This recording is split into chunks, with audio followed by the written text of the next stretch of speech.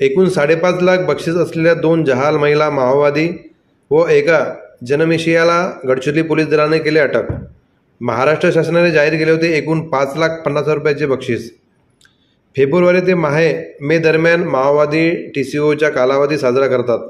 याच TCOच्या कालावधीत तसेच आगामी लोकसभा सार्वत्रिक निवडणुका 2024च्या पार्श्वभूमीवर गडचिरोली पोलीस दलाने सुरक्षा दलांविरुद्ध अनेक हिंसक घटनांमध्ये सक्रिय सहभाग असलेल्या 2 जहाल महिला माओवाद्यास व टिटोळा गावच्या पोलीस पाटलांच्या हत्येमध्ये सहभागी असलेल्या एका जनमिशियाला आज दिनांक 7/4/2024 रोजी अटक केले।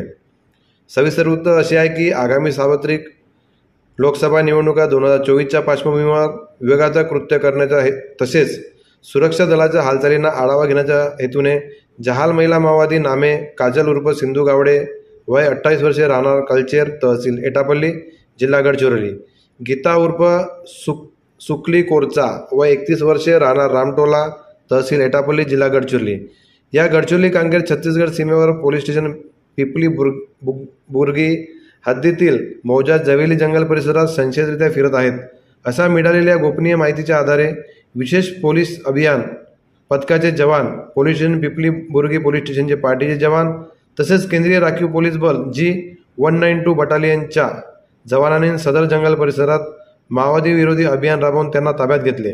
अधिक तपासात असे दिसून आले की सन 2020च्या साली मौजा कोपरशी पोयारकोटी जंगल परिसरात पोलीस माओवादी चकमक झाली, ज्यात गडचिरोली पोलीस दलातील एका अधिकारी व एका जवान शहीद झाले होते।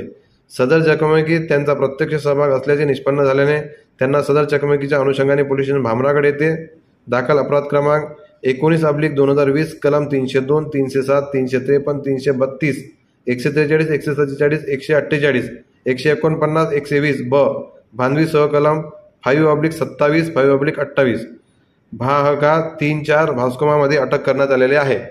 खबर महाराष्ट्र न्यूज करिता गडचिरोली।